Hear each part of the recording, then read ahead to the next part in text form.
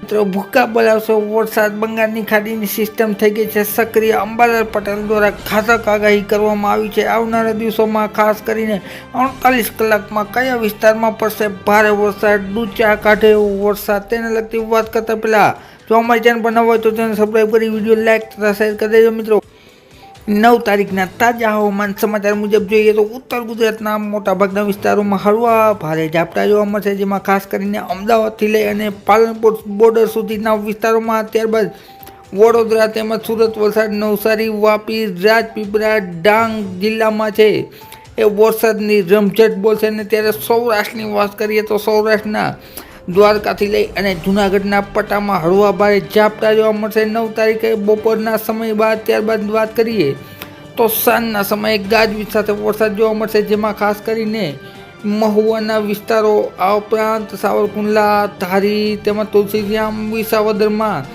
ગાજવીજ સાથે વરસાદ નોંધાઈ શકે છે. ત્યારબાદ વાત કરીએ તો જૂનાગઢના વિસ્તારો, જેતપુર તેમજ ઉપલેટા, આ ઉપરાંત કુતિયાણાથી ઉત્તરના વિસ્તારોમાં ગાજવીજ સાથે વરસાદ જોવા મળશે 9 તારીખના રોજ. મિત્રો ત્યારબાદ મહત્વની વાત કરીએ તારીખ 10ની તો 10 તારીખના મોટાભાગના સૌરાષ્ટ્ર ગુજરાતમાં ભારે વરસાદ જોવા મળશે, જેમાં પણ ખાસ કરીને વાત કરીએ તો જૂનાગઢ, અમરેલી તેમજ રાજકોટ અને ગીર સોમનાથનો વિસ્તાર તથા મોરબી, સુરેન્દ્રનગરની આસપાસનો વિસ્તાર, આ ઉપરાંત કચ્છના વિસ્તારોમાં ગાજવીજ સાથે વરસાદ જોવા મળશે અને મોટાભાગના સૌરાષ્ટ્ર ગુજરાતમાં વરસાદી માહોલ જોવા મળશે, જેમાં જામનગર તેમજ દ્વારકા ઉપરાંત પોરબંદર, જૂનાગઢ, વેરાવળ, ઉના, મહુવા સાથે બોટાદ તેમજ ઉપલેટા, જેતપુર, ગોંડલ વિસ્તારોમાં તમામ વિસ્તારોમાં ગાજવીજ સાથે વરસાદ જોવા મળશે, જેમાં મોટાભાગના વિસ્તારોમાં હળવા ભારે ઝાપટા અને ગાજવીજ સાથે વરસાદ 2 ઇંચ સુધીનો વરસાદ જોવા મળશે.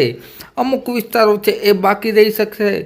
ત્યારબાદ વાત કરીએ તો 10 તારીખ રાત્રિગાળા સમય દરમિયાન પણ છે એ વરસાદી એક્ટિવિટી જોવા મળશે, જેમાં ખાસ કરીને જૂનાગઢ તેમજ અમરેલીના જિલ્લાઓમાં છે એ વરસાદી માહોલ જળવાઈ રહેશે. ત્યારબાદ 11 તારીખના રોજ કેવું રહેશે વાતાવરણ, તેને લગતી વાત છે આગળના વિડીયોમાં કરતા રહેતો માટે અમારી ચેનલ સાથે જોડાયેલા રહેજો. મિત્રો વિડીયો જોવા બદલ ખૂબ ખૂબ આભાર.